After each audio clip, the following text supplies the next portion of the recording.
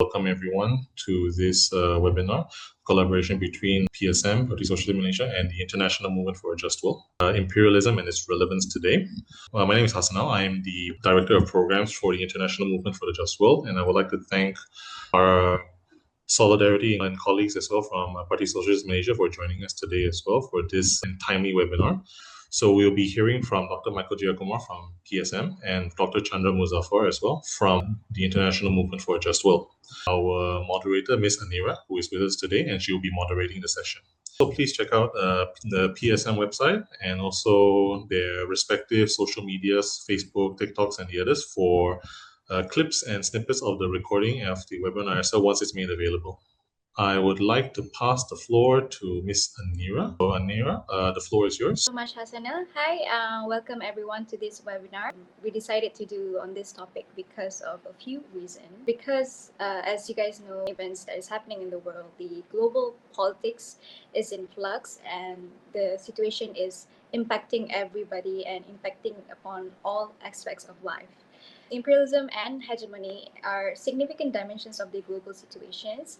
But there is very little understanding of imperialisms in general, and let alone hegemony, at all levels of societies. This is true of Malaysia as it is true for many other societies. So we think that limited understanding affects our ability to counter or meet these challenges and to build a better world. So this is part of an effort on our side to better inform the publics on imperialism, its impacts, and what it is in general. So I think I would like to not waste any more time. I'll begin with introducing myself. My name is Ain Anira. I am from Parti Sosialis Malaysia. I'm a youth activist, the youth wing of Parti Sosialis Malaysia. We are joined in also with two amazing speakers. Dr. Michael Jeyakumar Devaraj is one of the founders of Socialist Party of Malaysia, and he currently serves as the chairperson of Parti Sosialis Malaysia. A short introduction of Dr. Kumar. He was the MP for Sungai Sipu from 2008 until 2018. He is also the key mover in the coalitions against healthcare privatizations, GMPPK, a coalition of civil society groups fighting against privatizations of healthcare, which won the Swarum's Human Rights Awards in 2007. He is also the convener of the People's Health Forum. Also joining in another living legend, Dr. Chandra Muzaffar. Hi, Dr. Chandra. It's good to have you here. A little bit of backgrounds about Dr. Chandra Muzaffar. He is currently the president of the International Movement for a Just World. It's an international NGO based in Malaysia, which seeks to critique global injustice and to develop an alternative vision of a just and compassionate civilizations guided by universal spiritual and moral values. He has published extensively on civilizational dialogue, international politics, religion, human rights, and Malaysian society. Dr. Chandra Muzaffar, the author and editor of 40 books in English and Malay, and many of his writings have been translated into other languages as well. Among Chandra's latest publications are A World in Crisis, Is There a Cure? If you'd like to check on that, and Reflections on Malaysian Unity and Other Challenges. So in 1977, he founded a multi-ethnic social reform group called Aliran Kesedaran Negara, which he led for 14 years, which my dad is also a big fan of. Today, apart from his role in JAS, Chandra sits on the board of a number of international NGOs concerned with social justice and civilizational dialogue. And Dr. Chandra was also a professor and director of the Center for Civilizational Dialogue, University of Malaya, and professor of Global Studies at University Science Malaysia. Currently, Dr. Chandra travels abroad frequently, giving lectures and speaking at seminars and conferences. He is also a regular speaker at meetings at home in Malaysia, and Dr. Chandra is also the recipient of a number of international awards related to his scholarship and social activism. And yeah, welcome, Dr. Chandra. Sorry about the just introductions, but welcome, Dr. Jeyakumar, and also welcome, Dr. Chandra Muzaffar. It's good to have you guys here. So I would like to reiterate again the flow of this webinar. So I'm gonna call out the speakers. The speakers will have 30 minutes to give their presentations, their takes on imperialisms, and then after both of the speakers has finished, we can then proceed with a Q&A session. So hopefully, I'll remind the audience again that we have a Q&A functions right at the bottom. If you like to post any questions, we can wait until the speakers has finished their presentations, and you guys can post the question to the speakers. And for the first speaker, I would like to now call upon Dr. Jeyakumar Devaraj to give a 30 minutes presentations. Mira, thank you. And good evening to everyone who's on the webinar. The topic today is imperialism and its relevance today. And I think it is a very important concept, important way to look at the world today and to make sense of it. And it is a pity that it is not widely accepted by many of our political leaders, especially in Malaysia. I think it's crucial that we really understand what imperialism is if we want to understand the world and to make plans to make things better for our nation. It is actually a bit difficult to give you a concise and short definition of what it is. But broadly, I would say that imperialism is a system of international relationships where powerful countries manipulate, subjugate, and exploit other countries. And for two reasons. One is economic, surplus extraction or profit extraction. And the other is geopolitical, to make sure they remain aligned to this side and not the other. These are usually the two main reasons why there is imperialism. And actually, imperialism has been our reality for the last 500 years. It's not something new that began recently, with the blockade of Cuba or the bombing of Iran, something that's been going on for a hell of a long time, 500 years, though it's changed in its nature. Around the 1500s, we saw, the Spain and later Portugal going to the Latin America, where they basically plundered. They invaded, they took over, they plundered, they brought back a lot of gold and silver. That was the initial start of it. A bit later on, the Portuguese and then later the Dutch were coming to our side of the world, where their interest was to take over the trading routes and take over the very lucrative spice trade. And so their main aim was to capture the ports, whether it's Goa in India or Malacca or Jakarta. They're trying to take over the main port so they can control the price trade. A little later, as capitalism got more evolved and became into industrial capitalism, then commodities became very important. They were interested in the minerals, and they were interested in agricultural commodities. And for that, they needed labor. And so then we had the whole slave trade, hundreds of thousands of people from Africa were taken to the Americas. And then from India, we had indentured labor coming in to Malaya. So that's another feature, another phase of imperialism. And then around that period is when they actually wanted control over land, the whole colonial dividing up of the world of both Asia and Africa took place. And and it's got many facets to it. When they took over India, for example, India was a rich country. And it was like the second largest GDP in the world next to China. But they destroyed Indian textiles. They destroyed Indian boat building because they wanted to have more markets for British textiles and British boat building. And again, China, for example, they forced opium on the population, and they fought the opium wars to ensure that China allowed the import of opium, into the country. So they had the foreign exchange. So because they wanted to buy things from China, and they had nothing that China really wanted. So they had to use this opium thing. So these are all the various facets of it. Well, what happened around in 1945, there was a slight hiatus in this whole imperialism thing, because in 45, a lot of countries in Asia and Africa attained independence. This was partly because of the Cold War. The Western countries were afraid that if they held on to the colonies, then the Soviet Union and the Warsaw Pact would be able to entice, the freedom movements to their side. And so that was one reason, a practical reason, that he had to give in to this independence movement so they can hold on to the colonies and their economic assets. And the other thing is, I think also America, the US, saw it as advantageous. If the old colonial powers could let go of the colonies, then America then had more influence and they could use its huge economy. At the time, America's economy was huge just after the World War II. And they felt they could then bring these colonies under their hegemony. So even US was for the independence movements.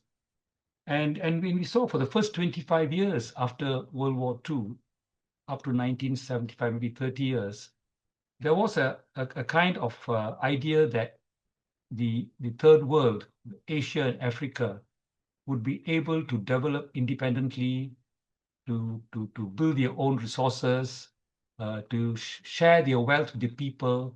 So all this came up, say, like in Bandung, 1955. A lot of views that they wanted to stay non-aligned and they wanted to take back the resources and use it for their own development. But unfortunately, that dream didn't come true for a number of reasons. One is it was neutralized. Leaders who were bold, like for example Mossadegh, in Iran, who nationalized the Iranian, the British Petroleum Company. The British and the CIA did him in. They pushed him out and had a coup and destabilized the thing first, had a coup, then they brought in the Shah. Or for example, in the Caribbean, had this guy Jacobo Arbenz, the elected president of Guatemala, and he tried to control the land and United Fruits. I mean, the plantations from the U.S. They were very unhappy, and they got the U.S. government to help them in overthrowing him. And all throughout, you have Patrice Lumumba in Congo, 1961. You have 1965, what happened in Indonesia. The whole left was decimated, few 100,000 people were killed. The party as well as the people. See, Sukarno had done a land reform. And so people had taken over lands of big landlords and redistributed it. So those people who did that, the people who received the land too, were massacred. Some people say up to 500,000 people were killed in 65. Then you have 1973, Salvador Allende, 1987, Thomas Sankara, and there's so many of them. So a lot of these leaders, nationalistic leaders in the third world, were actually physically knocked off. And at the same time, there was also a ideological kind of a push from World Bank and IMF and saying that the best way to develop your country would be through opening up for foreign technology, for foreign capital, export-led growth, private sector-led growth. All those kinds of concepts came in, that the governments are bureaucratic, governments are slow. The best way to grow your economy is to the private sector. So that basically kind of toned down the whole drive to be independent.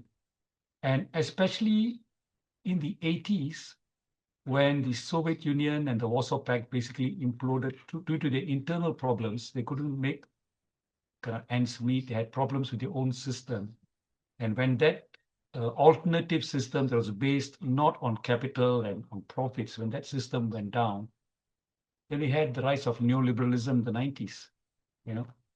Thatcher and Reagan. They're not the cause of it. The cause of it is there's a shift in the power balance in the world when the countries that were based on a non-capitalist mode of production, it was doing fairly well. I mean, they could send people into space and they could build That's not a great thing, of course, but they could build nuclear weapons and missiles. They could go toe to toe with America, as far as military technology was concerned. But that system wasn't able to sustain itself. And that led to a shift to the right, to a monopolar world, the neoliberal thing, and to where we stand now, and where you have Cuba being sanctioned and Venezuela being attacked, you know. So actually imperialism is not new. It's lasted from that time in different forms, It's lasted right up till now, And and now actually Malaysia, I would say we only got what we call flag independence, We got a right to fly our own flag and sing our own anthem. But otherwise our hands are very much tied by the system that we are in, you know. I mean, if you look at Malaysia, we can't raise wages. Our GDP has grown about 50-fold in the last 25 years. No, 20, sorry, other way around, 25-fold in the last 50 years in real terms. But we are still, constrained to give low wages to our workers. And this is actually integral to our economy because our whole economic strategy is to hold ourselves out as a hub of low cost production. And so all FDI come here, we are low cost, you can save money, come and invest here. We've also got good infrastructure. It's very cheap. We are stable, we come invest here, you can make more money. So the problem with that is one of the major costs in production is wages. And we are competing with Thailand, we're competing with Vietnam. In fact, our wages are slightly higher than, Thailand and Vietnam, So we are actually constrained, when we have had meetings with the Ministry of Labor, about minimum wage. So they always say, and it's what the MEF says, the employers say that if we raise wages, then we'll go. We cannot produce and compete, and we may have to invest in other countries. So we're actually stuck in that. We have the wealth, but we cannot distribute the wealth to our people. We also are constrained from taxing too much and then using social distribution programs like better healthcare, maybe pensions for above 60, universal pension, and cheaper transport. We can do all those things because the wealth is there. But Malaysia and Thailand and Vietnam have been involved in this race to the bottom in corporate taxes. We were charging 40% corporate tax in the 80s. But we lowered it because World Bank, IMF said, okay, look, you want to get foreign investment, you should lower. And we lowered it. And then, of course, Vietnam lowered it, Thailand lowered it. And so we raised to the bottom. So now we are at 24% of profits of corporate tax. And Thailand is only about 20%. And Singapore is 17%. So we're caught in this. So this is also part of the whole imperialist structure where it's not so overt and not in your face like kidnapping of Maduro or bombing of Iran or the blockage of Cuba, but we are stuck into a network where our hands are tied. We can't raise wages, we can't raise taxes, we can't distribute the wealth, and we're tied to all these trade agreements in CPTPP, which give things like national treatment. That means whatever benefit, whatever permission we give to Malaysian companies, we must open it to any company from those countries in the CPTPP. So if we allow private companies to own hospitals, we must also allow international companies to come and own hospitals. If we allow private companies to handle our water resources, we must also allow that. Otherwise, they can take us for penalties. Patent regimes, intellectual property right, which basically is a fencing up of the commons. So there again, there's intellectual property rights, and the CPTPP is getting even more tight. Now they're talking about patent. We've got to report if any generic drug comes in and they want to apply for a license here. We've got to inform the original producer that, hey, this guy is coming in. I'm considering giving him a license. Do you have any objections? We got to do that now. It becomes our onus. The government's got to inform. It's not for that originator company to find out and do something. We got to inform them. But stuff like that, And then there's ISDS, investor state dispute settlement. That too, where they can take us to a tribunal and charge us. So we're tied into those kinds of systems, which means that, see, we look at our raw materials. Okay, recently, Niger, 2023, there was a coup in Niger, the military took over, and then they kind of froze the whole mining of uranium, because what they found was that uranium was being sold to the companies in France by the French company in Niger at a low rate. And then that company does the purifying and marks it up and sells it much higher. I haven't got the figures. I had difficulty finding the figures because there were figures, but I wasn't sure. But there's a huge markup. And so now Niger is discussing that, like renegotiating that. So similarly, cocoa, even oil palm, rubber, our primary commodities are underpriced. They go to the richer countries, they're processed, and the processed goods, whether they're car tires, or minerals that are made into handphones, the prices are so much higher. So it's a way of resource extraction where primary commodities are really suppressed in their prices. The other way of resource extraction takes place is our wages are low. Like I said, Malaysia, our wage rate is higher than say Thailand and Vietnam.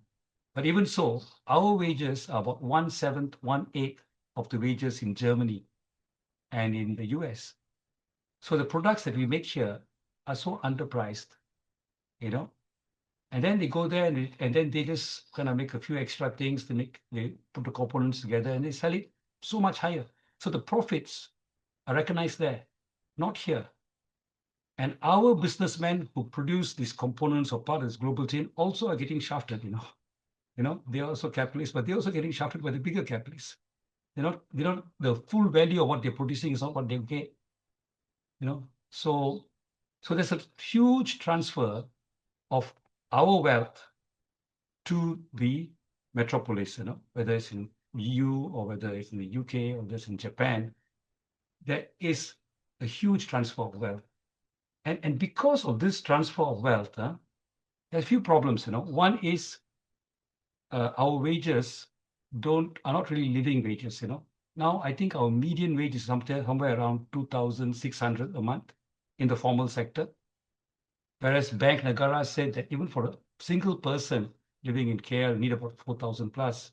And for a family, you need about 6,000 plus. That was a few years ago. So our median wage, that means 50% of the formal sector earn less than that amount, 2007. So our wages are low. That's one problem. The second thing is when our wages are low, our domestic aggregate demand also is low, which means that the demand for goods and services by the Malaysian population isn't high. And that means Malaysian businessmen they can't invest that much. Even if they have investment capital, no point investing because people can't buy, is it? Right? And if you can't invest, then you won't have employment creation. So a low aggregate demand means that we don't have enough investment, we don't have enough jobs, and that's why we got to export to America. Look at it, ASEAN has got about 680 million people of population. But the ASEAN aggregate demand, ASEAN market is so unimportant to Malaysia, we much more need the American market, but American market has only got 330 million people. But yet when they threaten tariffs, we are shivering in our pants because we're so dependent on the markets, So we are dependent in so many ways, We are dependent on the markets, we're dependent on their technology. Like in Africa, because of they listened to World Bank and IMF and they opened up trade. their agricultural production got undermined. When there were excesses, surplus production in Europe, because their education is subsidized, the agriculture is subsidized, they came and sold cheaply here. So you find that in Africa now, many African countries are food dependent on other countries. Whereas in the 50s and 60s, when they were colonies, they were the food basket for Europe. They were sending exports to Europe. But World Bank came along and said, no, since they can get cheaper wheat from Europe, why don't you go on that? And then you produce cocoa or something, a cash crop, and sell it because there's more money in that.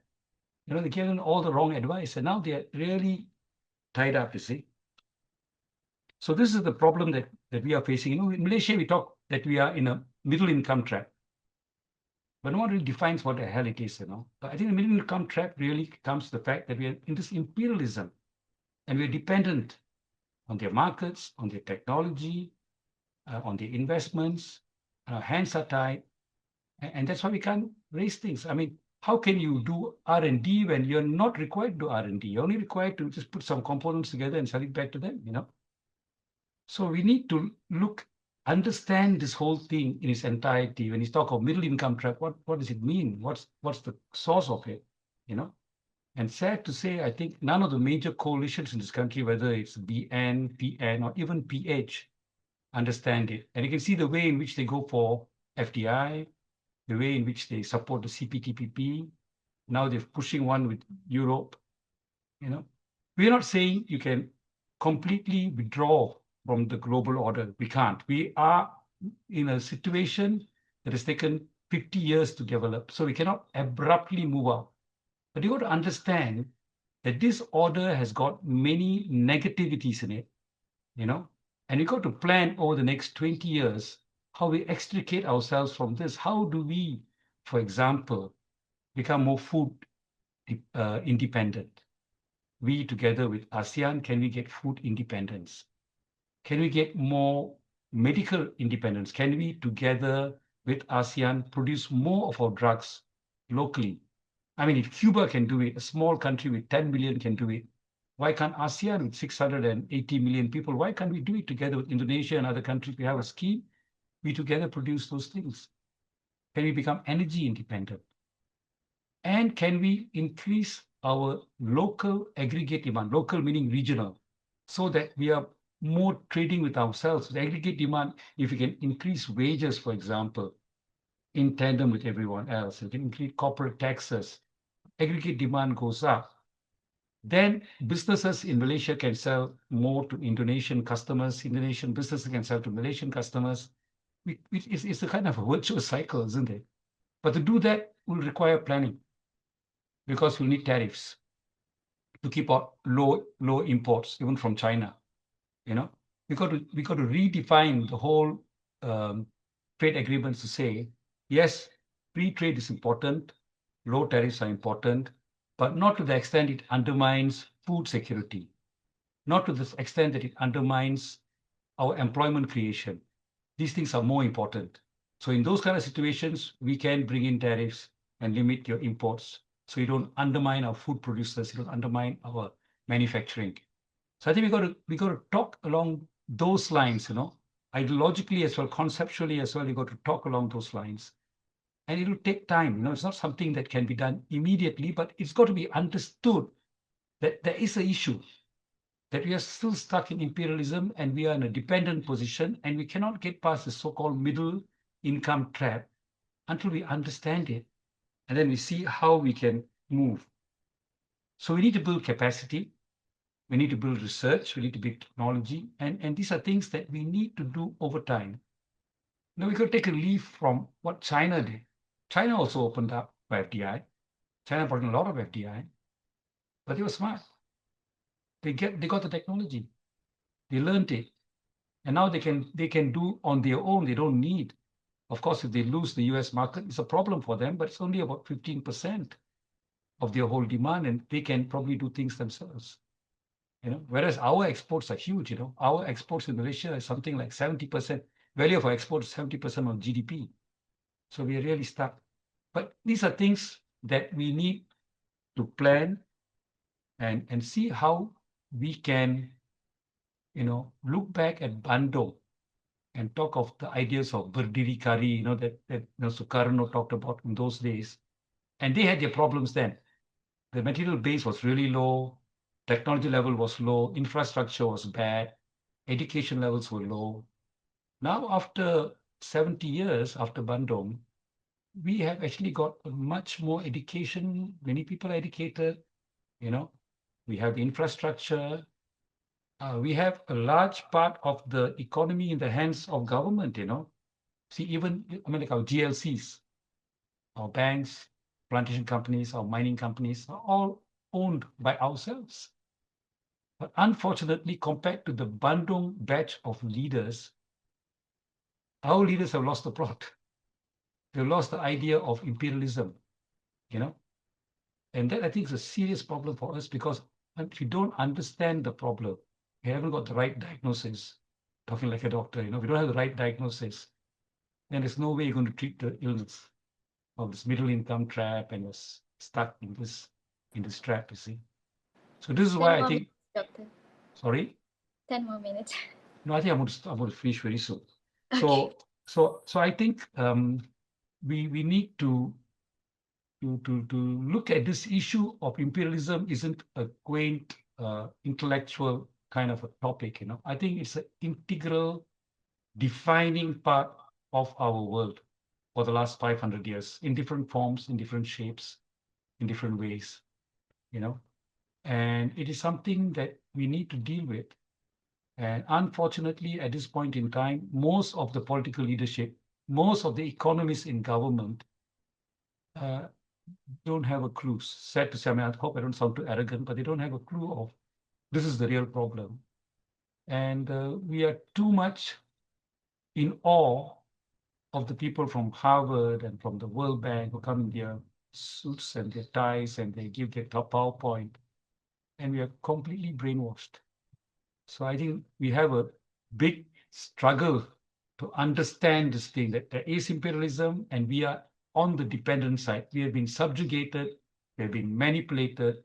There's massive wealth transfer from our economy, and we are tied into a whole series of trade and other international regulations that tie our hands. And there are ways out. There are people like Samir Amin and Clive Thomas, the many writers and thinkers on the left who talked about how to come out, and the country's trying it. Like Mexico is trying something, Vietnam, China, the people trying it. It's not that something that no one is talking about, but unfortunately, in our country, among our leaders, whether political or intellectual, economists, and all that, it's not being sufficiently addressed. So I think I'll stop here now, and then maybe if there are questions, I can come in. Thanks. Thank you so much, Dr. Jeyakumar Devaraj, for that insightful sharing.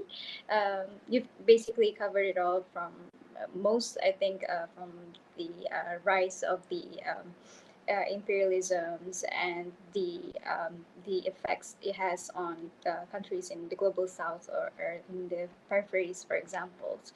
And you also mentioned a lot about, like, despite us being independent, our hands are still tied. We can raise wages. We can employ, give employments to our peoples, and we cannot raise corporate taxes, and our social safety nets are fraying. And you also end with a hopeful note that a new world order is possible, a way out is possible. So thank you so much for sharing. It's a really insightful sharing. Right now, I think without further ado, I would like to invite Dr. Chandra Muzaffar to give his presentations on imperialism. Please welcome. Thank you, moderator, Michael, Jeyakumar, Devaraj, friends, all those who have helped to put together this webinar. Good evening. Welcome to this program. I would like to address this issue of imperialism today from a slightly different angle. I will, of course, be reinforcing some of the things which Kumar had talked about, but there'll also be things which would be much more part of global politics that I would be discussing. Let me begin by providing a backdrop to this discussion. Imperialism is, of course, centuries old. We know that, as Kumar also pointed out. And we know that our concern today is with its relevance to the current situation. So I'll confine myself to that while alluding to the background from time to time. Imperialism, historically, was associated with conquest and occupation. Imperialism today does not entail conquest and occupation. But there is an underlying force behind conquest and the other dimensions of conquest, which are also relevant to what we're going to talk about in a while. And what is that underlying force?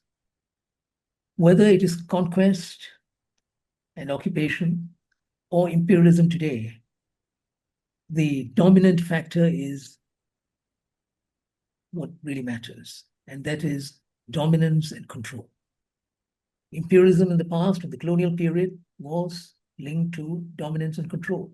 Imperialism today, without occupation, without territorial annexation and so on, it is also linked to dominance and control. So that is the critical point that we have to keep in mind.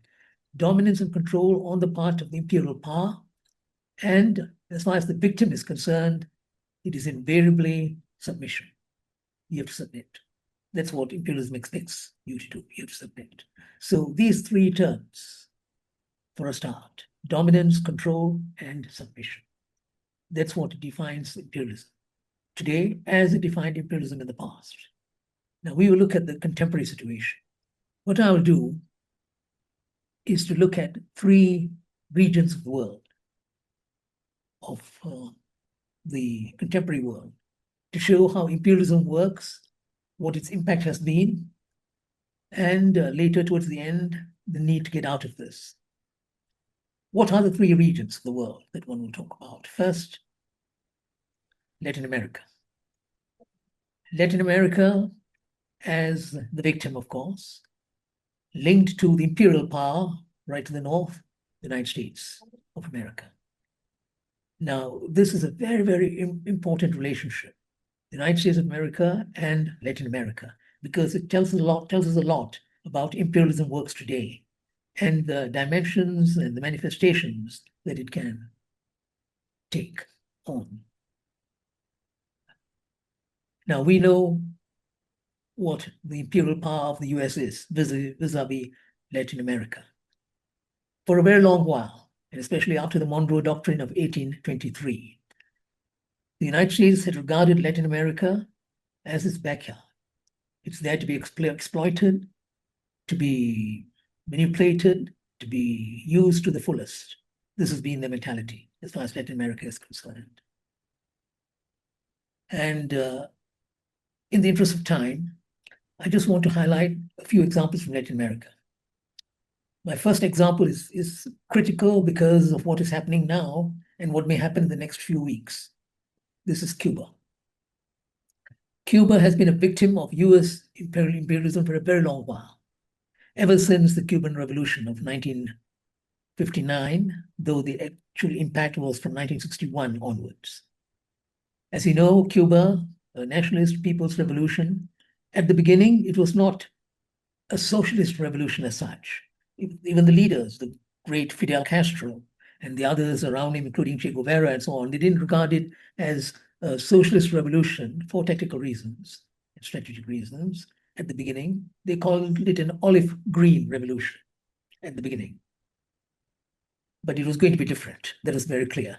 It was against capitalism, against the capitalist mode of production. That is very obvious. Now, Cuba, a small country, 11 million people, and right at the forefront of this revolution, a people's revolution, very popular, massive support. And I mentioned, of course, the leader, Fidel Castro, one of the greatest human beings, if you ask me, as I've said this before, in modern history. So Fidel Castro and his friends decided that they will do things differently. And of course, they had various programs in mind, but especially things initially linked to the people: education, healthcare, transportation, housing, things of that sort, and various other factors which would help sustain these programs. US, from the beginning, they were very, very wary of this revolution. And right from the beginning, they wanted to crush it. Right from the beginning, they wanted to crush this revolution.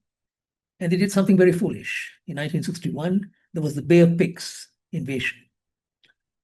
I don't know whether the name came first or whether there was something else behind this. But in any case, there was this Bay of Pigs invasion by the US through mercenaries and all the rest of it. They wanted to crush the Cuban Revolution. It was a miserable failure. The people rose up. And in fact, it was the people who resisted this invasion, and they succeeded. To a great extent, they did very well. So that was the first attempt by the US to crush Cuba, way back in 1961, just 2 years after the Cuban Revolution. And then, of course, right through, there were numerous attempts to crush the Cuban Revolution. You know, it's interesting, and this is something which is difficult for people to forget, that there were 26 attempts to assassinate Fidel Castro. The largest number of times that any human being had been subjected to this, 26 times to assassinate Fidel Castro, failed, every one of them. Which is why a lot of Cubans believe that he was divinely protected. And this is the reason why he was able to escape all sorts of attempts to kill him off. So the Cuban Revolution, the target of US imperialism at the beginning. They were already wary of the socially oriented programs, and then of course came nationalization and all the rest of it, which convinced them that this was a great danger. It was for them communism in their sphere of influence, in the American sphere of influence. And for them, this was a great blow to the Monroe Doctrine, which was a doctrine that envisaged US dominance of Latin America. Suddenly you have got a nation that had a different ideology, which eventually evolved this different ideology to socialist. It was not dogmatic. It was a socialist revolution which gave priority to the people and the interests of the people in every sense of the word. Now, it worked quite well. Don't forget that Cuba's achievements are phenomenal, if you see from that point of view, in terms of wiping out illiteracy, education, healthcare, transportation, housing. It did very, very well for a country with very limited resources. It didn't have oil, it didn't have minerals, it didn't have the other things which many other countries had, including countries in Latin America. But Cuba did very well in terms of mobilizing the resources it had, the limited resources, and doing things for the people and involving people. I was so impressed when I visited one of the healthcare centers in Cuba many years ago. It just showed how integrated healthcare was with the people and how close the relationship was between medical professionals and the people, and how much loving care there was. And these were amongst its many, many achievements as far as the Cuban Revolution is concerned. And of course, all of us know what Cuba has done for the rest of the world in terms of healthcare. The way it is exported eye care to so many other countries, looking after cases involved with the treatment of eye diseases. Phenomenal, Cuba's achievement. And even some of the richer countries have benefited from this, the way in which Cuba managed this in a program. In ophthalmology, very well developed centers in a number of different parts of Cuba. They worked this very well. And even in terms of vaccines and producing various types of medicines and so on, they have been very, very good. Their research in the area of medicine has been remarkable. Again, it's a question of priorities, how you sort of decide to organize your resources, how you decide to help people and place people above everyone else. The doctors don't have huge salaries, they lead very simple lives, but there is this link And this notion of healthcare as something that the people own is something which any government, any group of people who have been given power will have to attend to. Priority, more important than most other things. So that's an example of their great achievement, and why I think the Cuban transformation in healthcare has frightened a lot of people, because it is different, it has a totally different ethos, it had a different impact, and it benefited people. People were proud of this, not just Cubans, but people in a number of other Latin American countries, African countries, even in Asia, Timor-Leste, countries of that sort. It all benefited from this fantastic program. Now, the Cuban Revolution is still there, in spite of that invasion and many other attempts, assassinations that I referred to and all the rest of it, but they have carried on for at least 47 years, and that is an achievement. But today, you find there's a new threat against Cuba. One of the things that the Trump administration in Washington, D.C. has talked about is punishing Cuba, making Cuba suffer. What they're going to do, it is not very clear, though there's quite a bit of opposition from within and from outside. But I don't think we have reached a point where we would be able to ensure that these mischief makers don't do what they want to do. They will, I think, continue to do what they're doing, and they will plan to do things to undermine this, which to my mind would be one of the greatest tragedies in terms of human welfare. Here you have a country that has done so much for its own people and for others in other parts of the world, free of charge, if you see it from a certain perspective. They've gone out of the way to serve the interests of the ordinary human being. And you have got this capitalist country whose health program is no match for Cuba's. Cuba, poor country, its health program is much, much better than the United States of America. That's an example of the achievement, and many other Western countries. So this is an example. And of course, you've got other Latin American countries that have done well. Venezuela is another example that had learned from Cuba, very close to Cuba, when Hugo Chavez was alive and Fidel Castro was also alive. But Venezuela is, in a sense, targeted now. We know that. Though I don't think the Americans have got what they wanted, but nonetheless, they have been forced into a corner. Because again, they're so afraid of what Venezuela has been doing. Because Venezuela, developed this program with Cuba. Because Venezuela has got oil, the biggest oil reserves in the world. And Cuba does not have wealth, but it had a very good education program, healthcare, and all the rest of it. So that was the exchange. So Cuba would provide those things to Venezuela and other Latin American countries. And Venezuela, in turn, gave oil for pittance to Cuba. Now, a lot of that has stopped as part of the attempt to choke Cuba, to destroy Cuba. We must be alert to this. We are far away, but we must mobilize. If it comes to that, and we must write about it, speak about it, network, mobilize. We must do all we can to help the people of Cuba who have undertaken a major transformation, which has got few parallels in the whole of human history.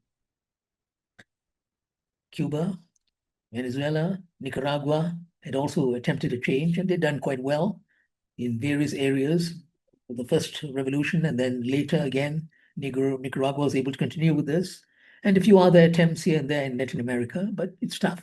It's very, very tough. You have a number of governments which are more prone towards socialism in Latin America, but you also have the capitalist forces at work. You have others trying to undermine the socialist experiments in Latin America. So that's one region that is very, very important that we must keep in mind. Imperialism at work, attempting to undermine a transformation that has helped people. The consequences are, of course, very real. If you look at what had happened to Cuba, kidnapping the president and undermining the whole system, what had happened to Venezuela, and of course, what had happened to Cuba for a long while, and so on. But that's the price that they have chosen to pay. It's an amazing society, amazing people with their commitment and so on. But then again, we live in a world that is not fair, where there's so much injustice. And this is what one has to bear in order to fight this sort of injustice. So let us hope and pray and work towards this end, that Cuba will be there, that years from now, we will still be talking of the great Cuban revolution, the transformation that has taken place in so many different spheres of life that matter to ordinary people. So that's Latin America. And there's a lot more to talk about, but I'll move to another region of the world, West Asia, second region of the world.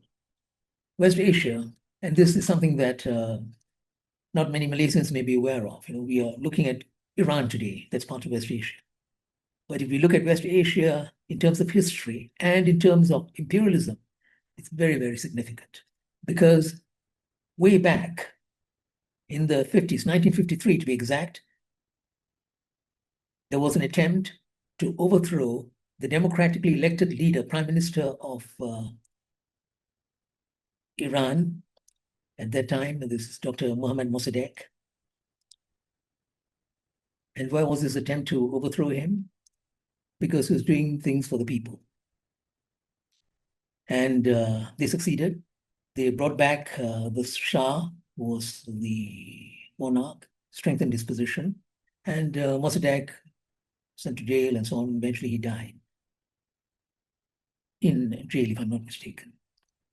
Here again, a person, a medical doctor, like our Jeyakumar, is a medical doctor, Dr. Mohammad Mossadegh, with a tremendous commitment, man of tremendous integrity, trying to bring about change.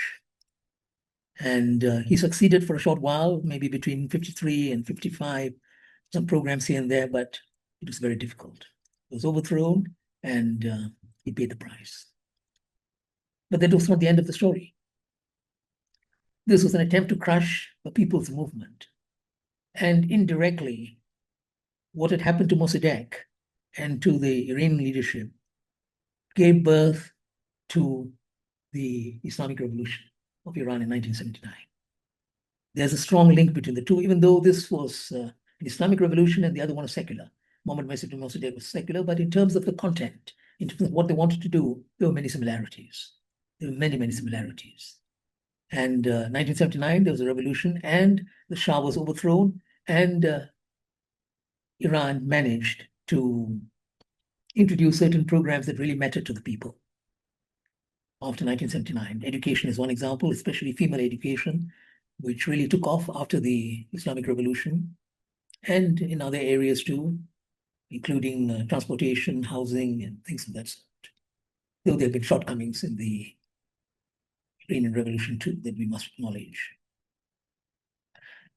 But Iran was not the only country, though it was really the most amazing in a sense. If you go back to its history from 1953 and what happened in 79. There were other attempts here and there. Egypt, in a sense, also made an attempt. The nationalization of the Suez Canal, when Gamal Abdel Nasser was the president of Egypt. It was successful. He had to fight the British and the French. And it's one of the ironies of history. One of the nations that supported Gamal Abdel Nasser was the United States of America at that time. It's a very interesting history, but we will not go into that. But the US supported the attempt to bring about change. And then, of course, if you look at what had happened to the Suez Canal, it was a very bold attempt, one of the boldest attempts as far as the Global South is concerned, to nationalize the Suez against opposition from the people who built the Suez Canal, the French and the British. But Egypt stayed the course, managed to continue with what it wanted to do. And of course, to this day, Suez Canal is nationalized. It is in the hands of the Egyptian people. There's also another attempt. And other smaller countries here and there had made attempts. But overall, West Asia, Iran remains the most important. And then, of course, a few other examples, including Egypt, in bringing about change. Fighting imperialism. Fighting imperialism in order to show the world that, the people can bring about change. That's the second region. I want to talk about the third region very quickly and then draw out some lessons from these three different regions. The third region is something we are familiar with, Southeast Asia. Southeast Asia was also a bastion against imperialism at one time. This was when Sukarno was the president of Indonesia and a number of people around him, and the three forces that were part of the ruling coalition in Indonesia, the Islamic group, and then you had the nationalists, and you had the communists. These were the three forces that were together, working together to bring about a change. They had different ideologies, but there's something in common. They wanted to restore the dignity of the people. They wanted self-reliance. They wanted to stand up for what was just and what was right. Sukarno, of course, is a great visionary. He had great dreams about how to transform the global South, because he was the man who played a big role in the Bandung Conference, together with his comrades, Nehru of India, and Nkrumah of Ghana, and Marshal Tito of Yugoslavia, and Gamal Nasser of Egypt, and so on. And all of them were together in this tremendous movement, which in the end gave birth to the non-aligned movement, later on. So this is from West Asia. And again, many changes have taken place. All these good efforts may have been undermined to some extent. And today you find that Indonesia, not Indonesia, sorry, I was talking of West Asia, is quite different. And Indonesia too, similar situation, quite different from what it was. Indonesia doesn't have any progressive movement to speak of because it was undermined. And I think Kumar referred to this. The slaughter in Indonesia was unbelievable. 1 million people were killed in Indonesia. One of the greatest massacres in history, and mainly from the left and the other progressive forces, including a lot of students and professionals and so on. They were all killed as a result of the attempt to crush the Indonesian revolution and the changes it wanted to bring about, which had a lot of meaning for Southeast Asia. Now, if you look at these three regions, there were these movements, and it is not as if that after attempts to crush them, all of them died out. They didn't. One should point out here that in two different mass movements, some of these ideas survived for a while. One was the non-aligned movement, and Bandung was linked to the non-aligned movement. They continued with some of these ideas, even if Indonesia didn't play a major role after 65, but there were other countries that continued to play a role. Non-aligned movement, progressive elements, progressive forces were still there, and ideas related to the economy, to education, and so on, managed to survive for a while. And that was in the case of Indonesia, in spite of the terrible tragedy that had occurred. And non-aligned movement was there. And the other movement, which also helped to hold back imperialism very successfully to some extent in certain areas, was actually the communist movement. The communist movement and the non-aligned movement, the two movements. Many countries which were part of the communist movement, they were a bulwark against US-led imperialism, which is why what happened at the end of the Cold War was a great setback. The collapse of the Soviet Union and all the consequences that flowed out of that. But during the time that it was around, the communist movement and the non-aligned movement, they helped to some extent.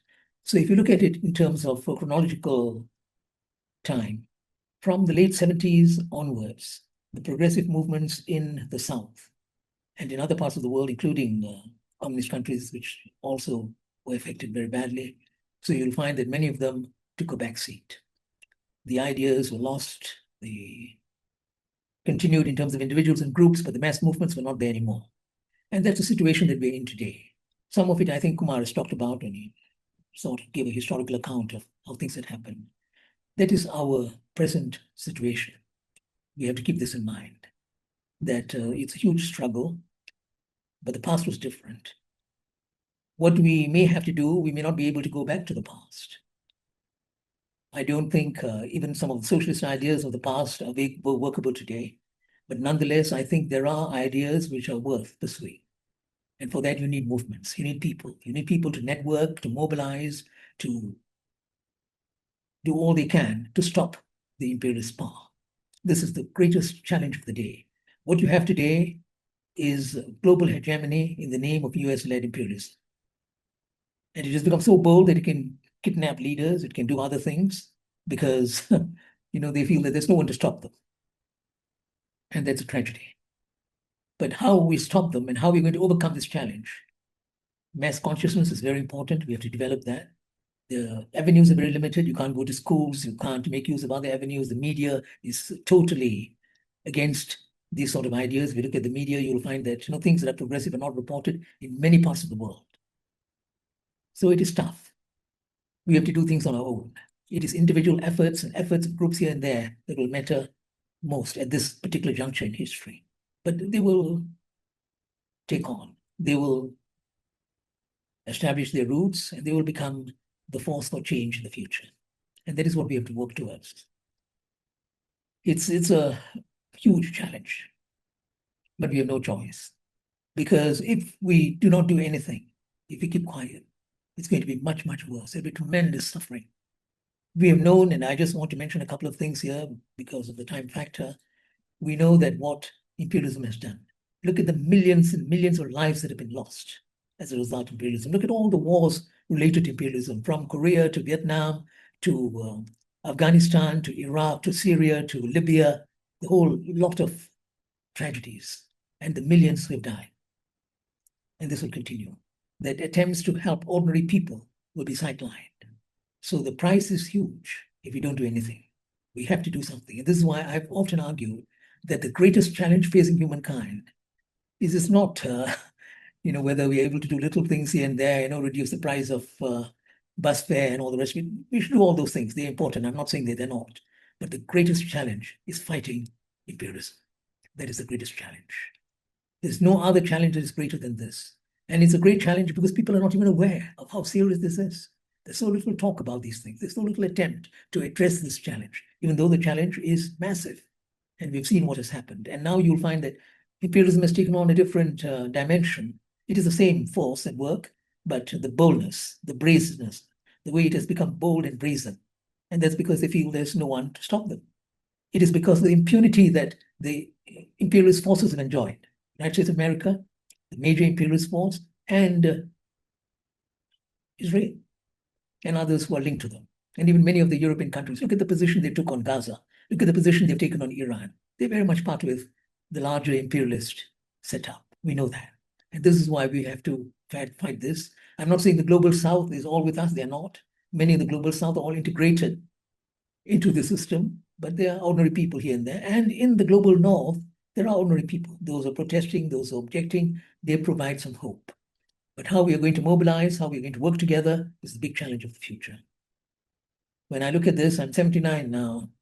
I know that however much we try to do, me and my friends, people who are of the same ilk, we won't be able to see the fruits of our labor. But this is the struggle. This is a struggle that we cannot run away from.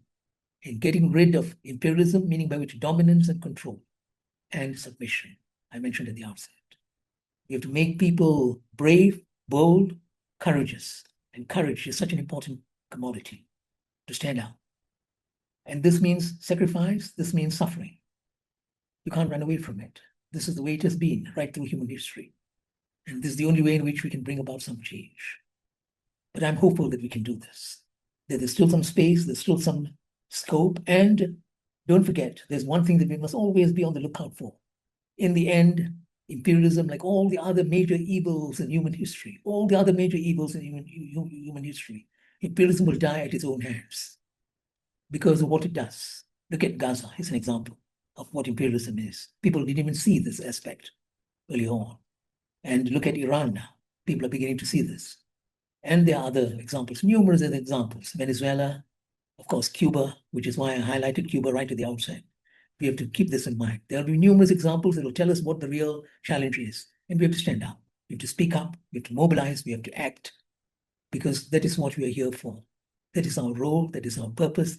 That is our mission.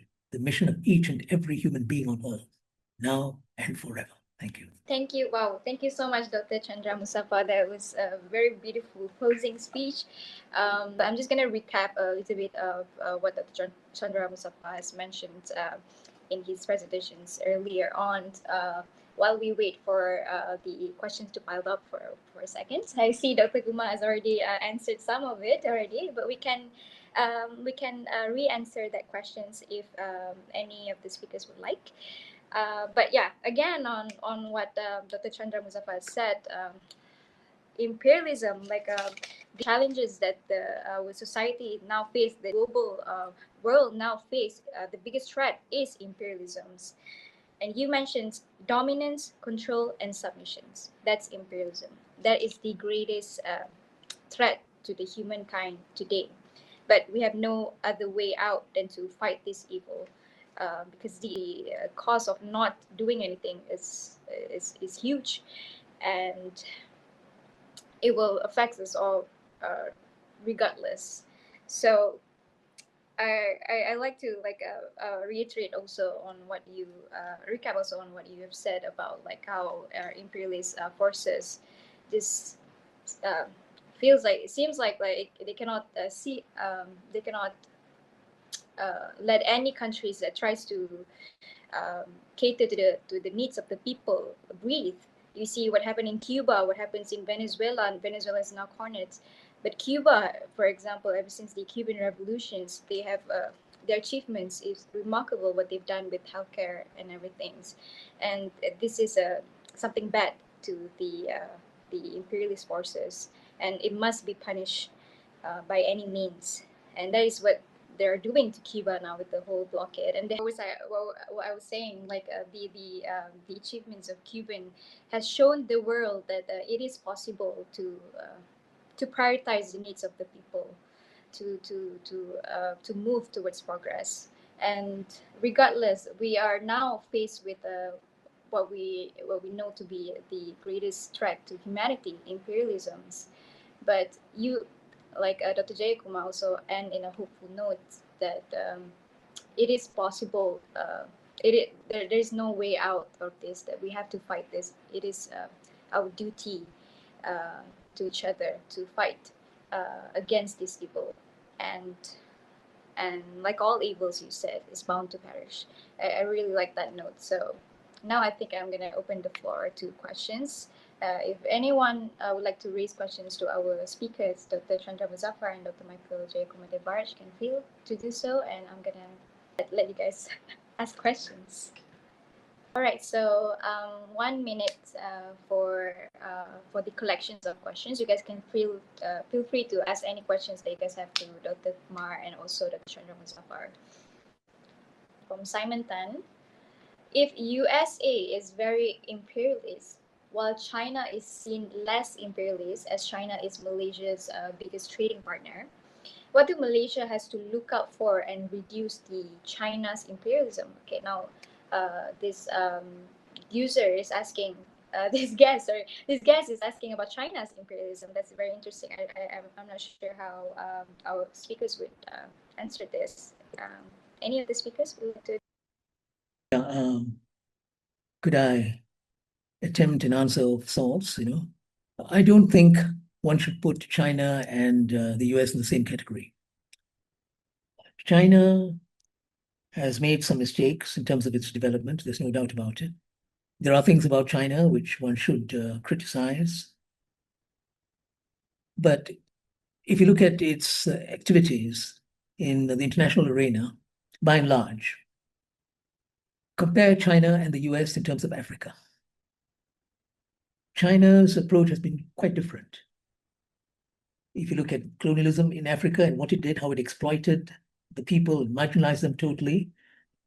In the case of China, they've done quite a lot for ordinary people in Africa, and the Africans have acknowledged this.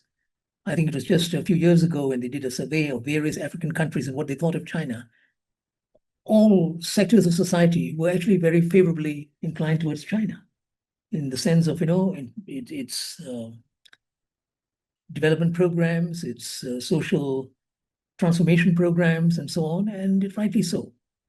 They didn't see China as a country which was out there to exploit them and to destroy them. There are mistakes they've made, and I think it is interesting that the Chinese government itself is aware of some of these mistakes and try to correct these mistakes. People who like to compare the US and China, and they say, oh, China is going to become the next hegemon and all the rest of it. This is a total misreading of history. China, I don't think, will ever become a hegemonic power, an imperialist power.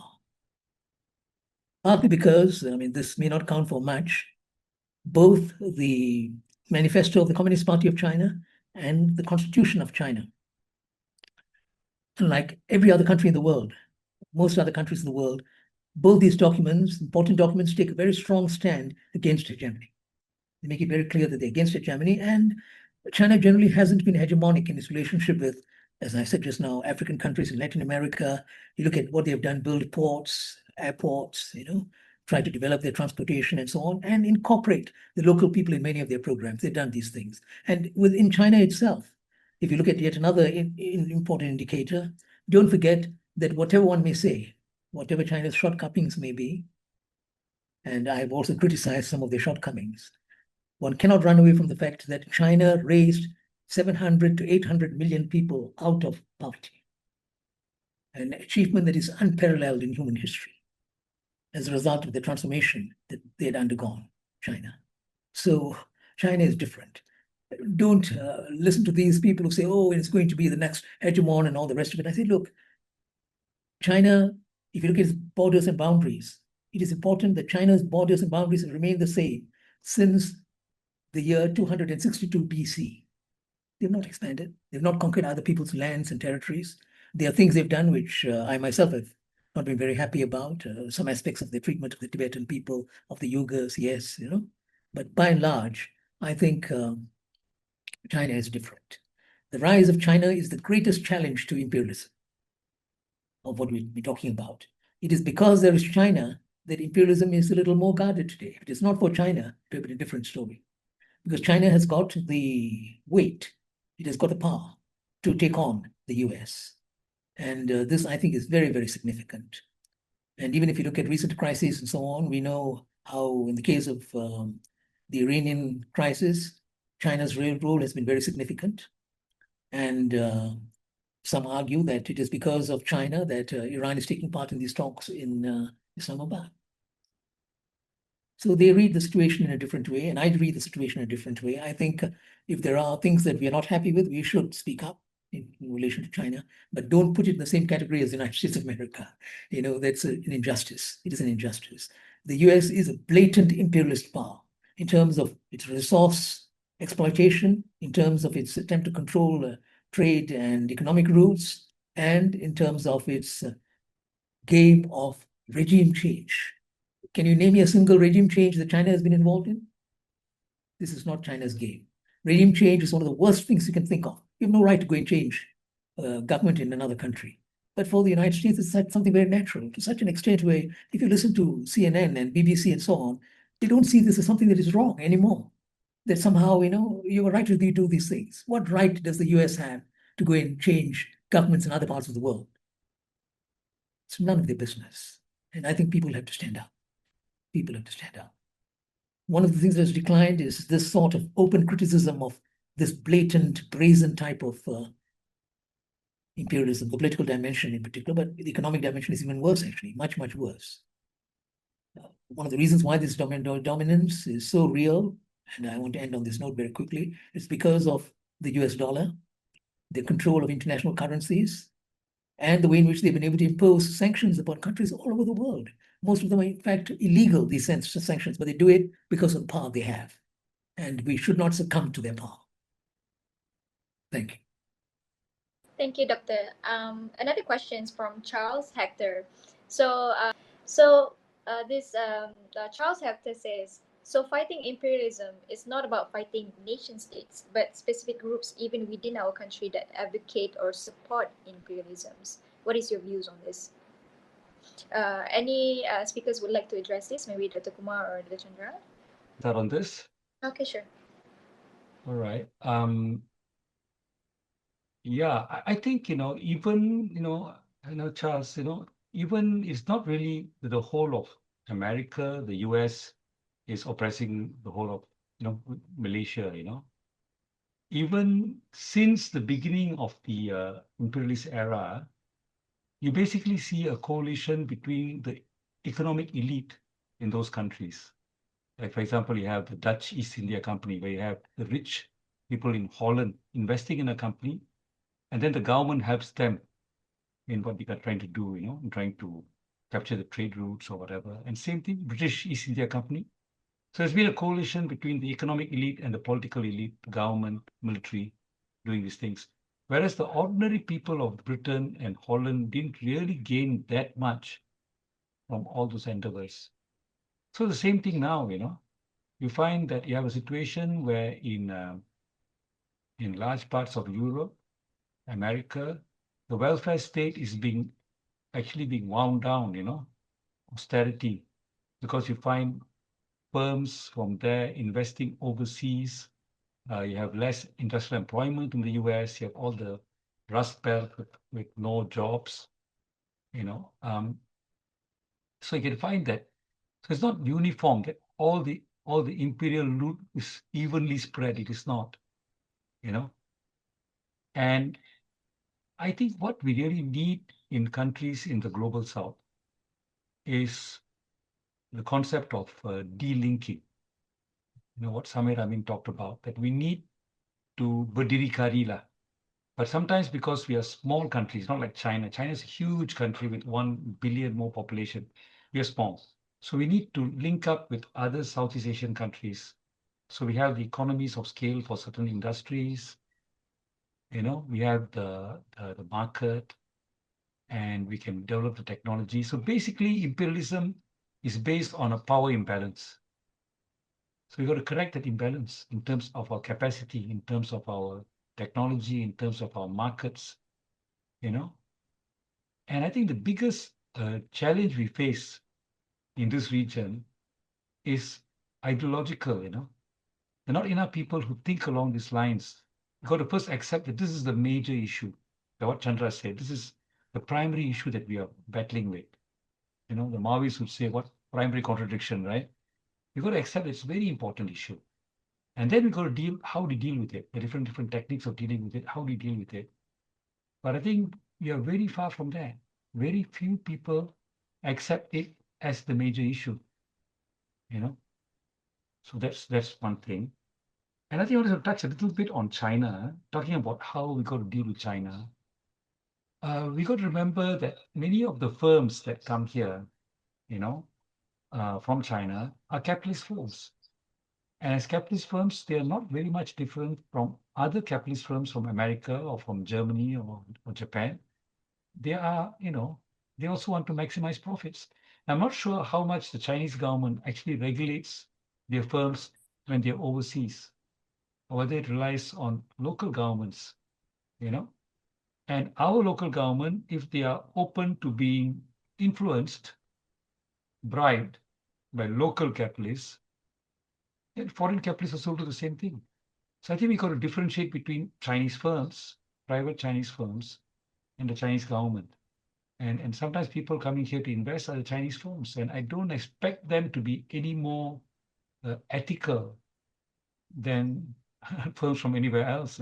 Sometimes firms from the West, because of the workers' movement there, the unions, they more follow the ILO regulations compared to firms from Eastern countries, so the India or China.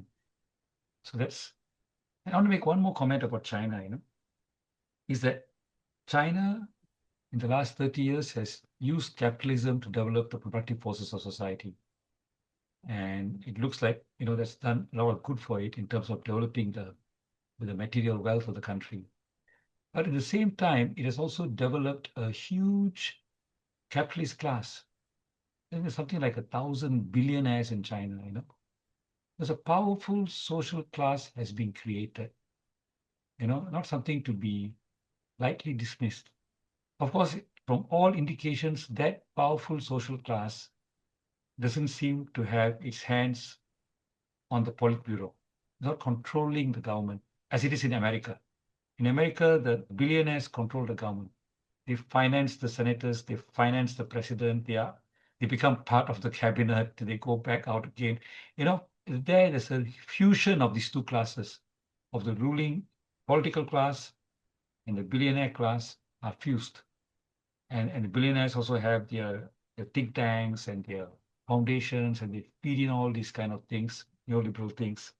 So, the US is so much different. China isn't there. But that doesn't mean there cannot be a coup.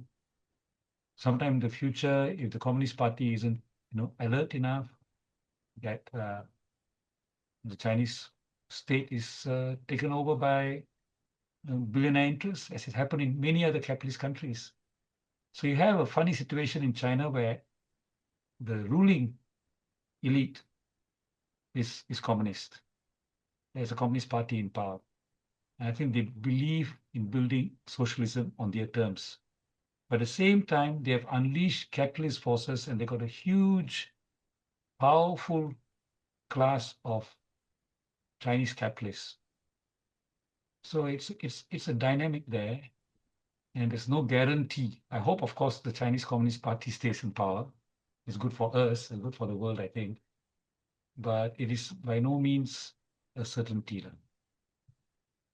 Yeah, stop here. More questions? Thank you so much, Doctor, for your views. Okay, we have a lot of questions coming in. I'm just gonna ask back all of them, and maybe you can collect these questions and divide these questions among the speakers yourself.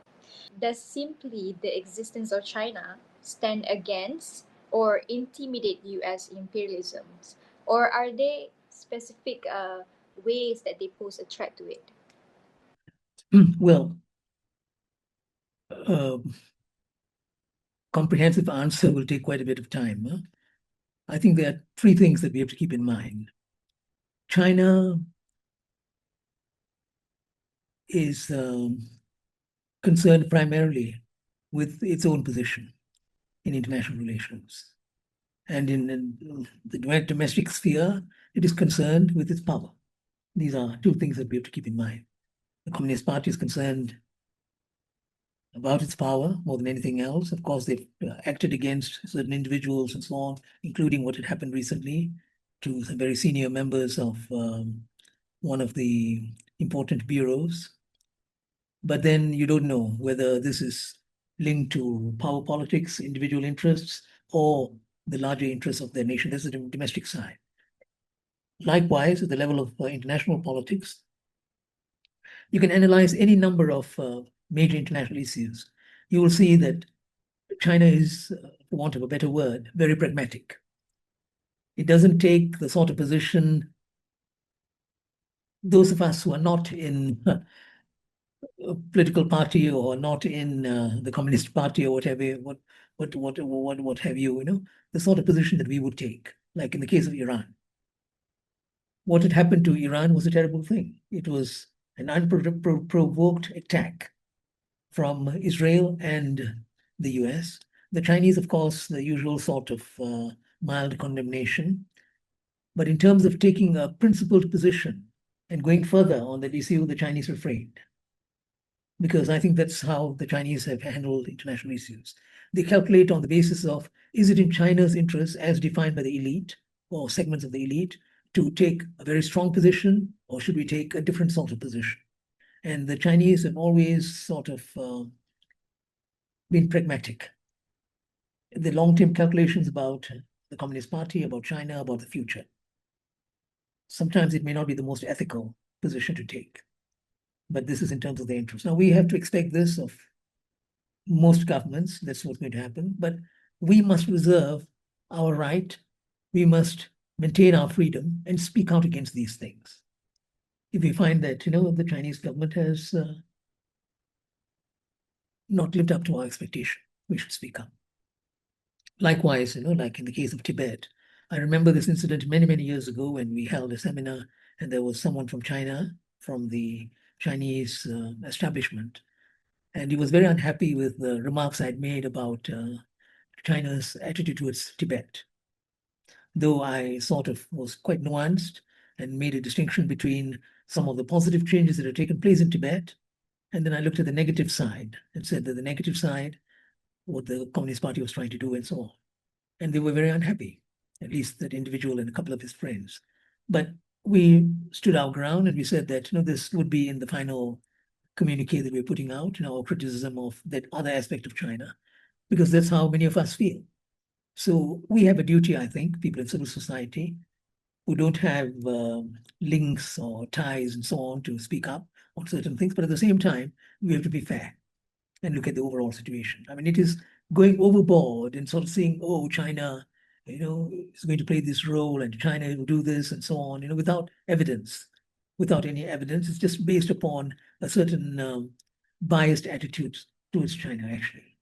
Because these are sometimes people who are so taken up by Western dominance and who want Western dominance to continue. And so the rise of China is seen ipso facto as a factor that should be criticized. The rise of China. Okay, Anira, can I go for the next two questions? One is by Saudara Yu Jun Hao, and the other one is anonymous, right? Yeah, I think yeah, you can go ahead with those two questions, but I think this one, the Yu Jun Hao, has been addressed earlier on, but feel free to sum it up quickly lah, because we. Okay, okay.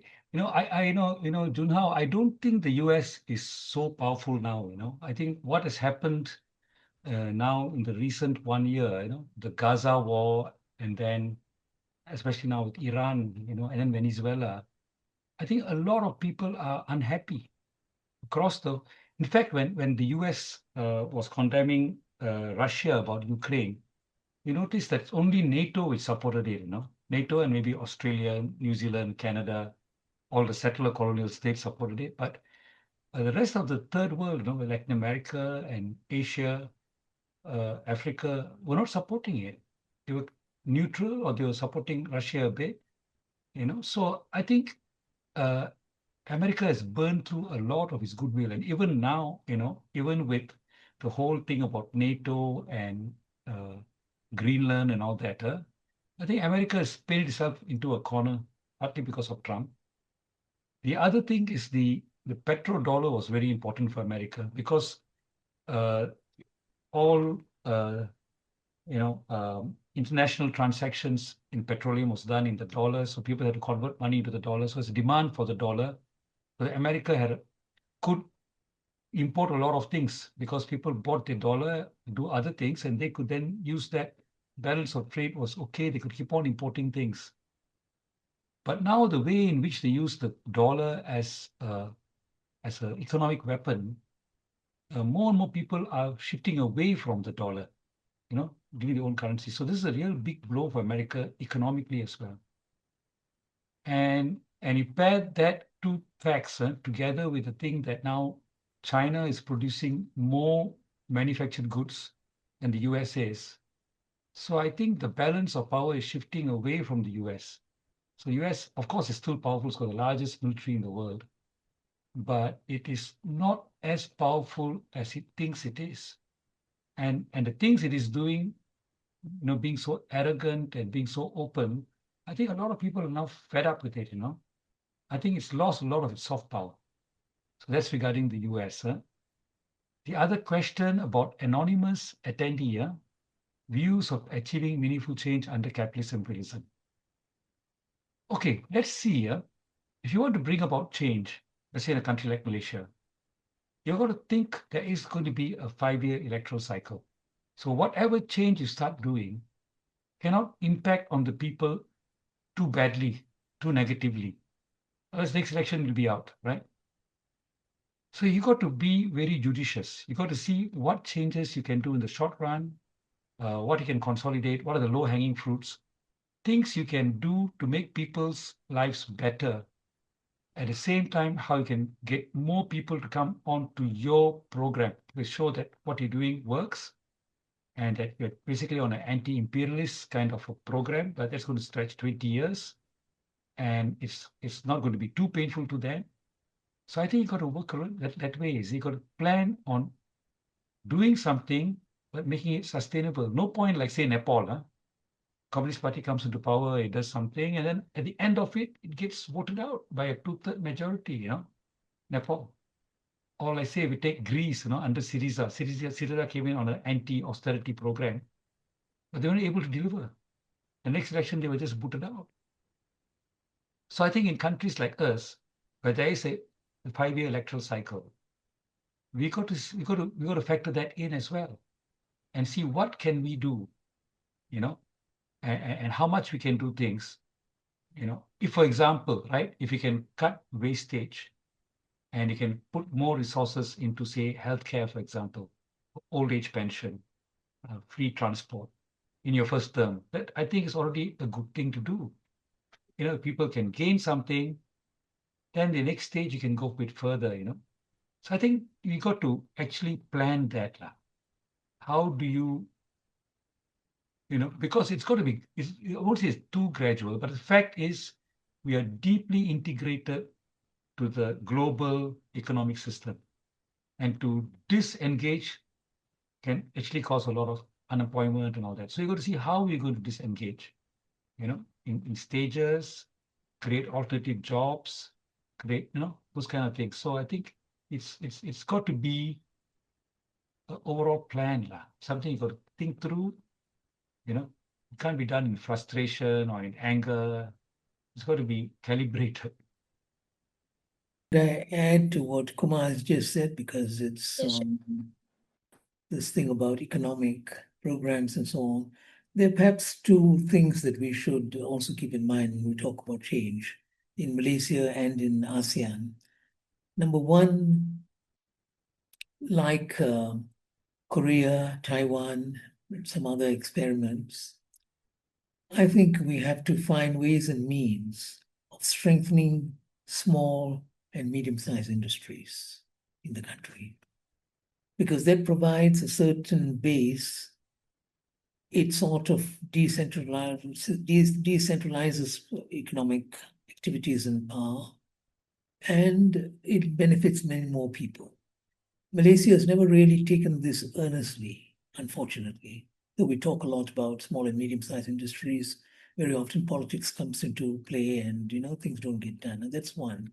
Number two, at the regional level, there should be serious efforts to develop regional economic programs. For instance, and this may be a foolish idea, I'm not sure, but I'm just wondering whether ASEAN as a whole cannot develop its own common airlines rather than each country having its own airlines, which is a very expensive enterprise, but it makes sense from a certain angle. On the other hand, if you want to strengthen regional economics, the regional economics sinews of ASEAN, we have to think more and more along these lines in areas that really matter to people, where we can, and the other areas, drugs, the manufacture of drugs, for instance, maybe some sort of regional efforts. We should try to promote these things. Thank you so much. So the next question is from Ain Azaha. What do you think the UN's role in imperialism is? Is there any possibility that the UN could shift its neutral position into something more meaningful, or should the UN be scrapped entirely? So that is from Ain Azaha. Would any of the speakers like to address this? I'll give rounds to Kumar or Dr. Chandra. Well, no, I think the UN as it is basically an organization that fulfills the interests of the powerful, the United States and other countries. You can see it in its stances. That's not going to change. And I don't think we should expect this to change. We should work outside the UN. And within the UN, if there's one body which offers some hope, it is the General Assembly, rather than the Security Council, which has got more political clout. But the General Assembly, in terms of the positions it has taken, it's largely because there's much greater and fairer representation in the General Assembly. You take, for instance, Cuba. On Cuba, the General Assembly has supported Cuba right through. And there are some other issues of that sort, but I don't think you can expect the UN, meaning by which its major political organ, the Security Council, do anything, or the UN as a body. Secretary General is an important figure in the UN, but he's not going to stand up. Sometimes it depends on the individual. I think we had one perhaps fairly brave Secretary General in the history of the UN, and that was the late Dag Hammarskjöld. But if you look at most of the Secretary Generals after that, and the situation today, they are there to perpetuate the status quo. This is what they do. Thank you so much, Doctor. That is the answer for Ain Azaha on the UN's role in imperialism. The last questions we have is from Li Ji. So Li Ji asks, Africa as a continent has long been exploited by the Northern Sphere, either by the World Bank or with IMF. There has been a slight rise of attention on UAE-funded RSF aggression on Sudan and Congo, which had been under the abuse of Belgium. Could we hear more about it from the panel? So this is the last questions from the Q&A section. So any panelists would like to address this very quickly? Yeah, I think it's an important point you're bringing up, and a lot of issues here, in terms of exploitation by the Northern Hemisphere, by Europe. Recently we've seen, like, in a number of countries, like in the Sahel, you have Niger, you have Burkina Faso, Mali, where there have been military coups against governments which were more pro-France, right? And they basically have asked France's troops to move out. They've stopped some of the mining corporations. There is some kind of fight back in some parts of Africa, you know. And you look at South Africa, filing something in the International Criminal Court against Israel. So you can see there are people in Africa who are thinking, thinking about these kinds of issues, and working. But there are a lot of problems, because they are a very poor continent. They are in debt. In many countries, their imports are more than their exports, so they're dependent on foreign aid. They've been made very dependent on the global north, and the former colonial powers. So they have to, there's got to be strategies of how to get out of that, you see. And there are actually a lot of literature on it. People like, Clive Thomas, for example, Samir Amin, and it's a long question of how to get out of that. How do you strategize? But there are people talking about it. One idea could be to get, soft term loans from China, so that they manage to build their own capacity, build back their own food security, strengthen their exports, reduce their imports, start manufacturing, get out of these free trade agreements that are really tying them down. Things can be done, but it requires a bit of time to win the place. Talking about conflicts in Sudan and also Congo, also Somalia, there are views that this actually sometimes is being done by Mossad as well. That Israel's idea is the more you divide them up and let them fight among themselves, the less they can get together and fight me. So some of these things, whether there's that kind of geopolitical considerations and that kind of hands inside, trying to destabilize and break up countries. I mean, Israel would love to see Iran, for example, broken up into a Kurdish portion and other portions, so that Iran cannot be a threat against them. But this is kind of the geopolitics taking place, So yeah, that's another big issue. You got to look at the facts. I've seen some articles saying that, like in Somalia and all that Mossad is involved, but I don't know. We got to really look at it. I think Africa is one of the poorest countries in the world, the poorest continents in the world. And my feeling would be if Malaysia, could do something like what Cuba did, give a bit of help in solidarity to some of the poorer African countries, set up a field hospital, use the field hospital to do some training of paramedics among the Africans themselves, teach them to look after themselves, I think that'll be very good for the world. I think we are a rich country. Why can't we do a thing like that instead of using our medical, professionals to do health tourism and earn more money? And, if we have excess health capacity, I would strongly think we try and do something in the poorest countries in Africa and help them stand on their own feet. Because ultimately, those things are more important for humanity, than just growing our GDP. Okay, I think I'll stop here. Thank you so much, Doctor. So that would sums up the last questions and answers for the Q&A section. So I would like to, before closing this webinar, I would like to invite the speakers to give a closing remarks from Dr. Chandra and also Dr. Kumar. Maybe one of you just want to let the others talk. So that's also great. So yeah, a closing remarks from any of you guys, or both.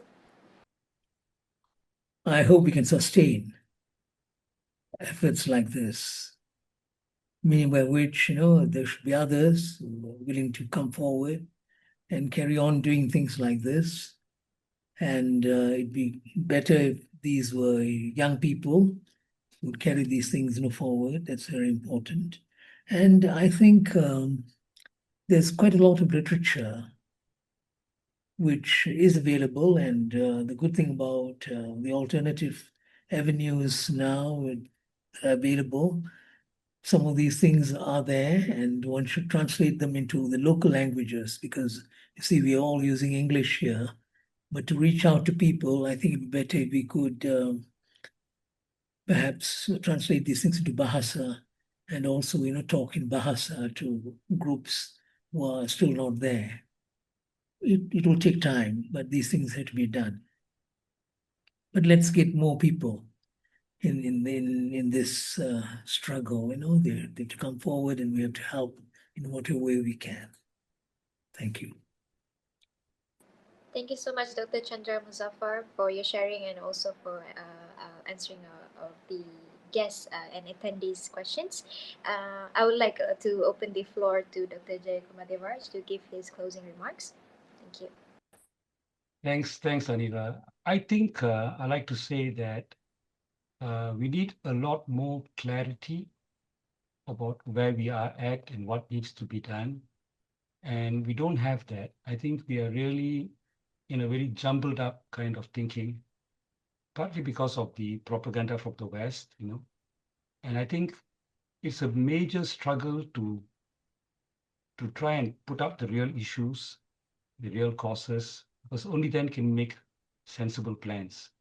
And I think in this, we need more people to come in and be serious and look at the issues and discuss and come to some clearer kind of thing. I mean, like, look at us, 2018, we're just saying Abu, anything but UMNO.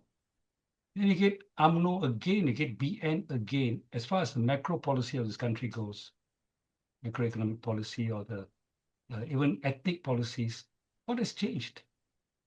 Though you go from BN to PN, then to PH, and now to Madani, what has changed?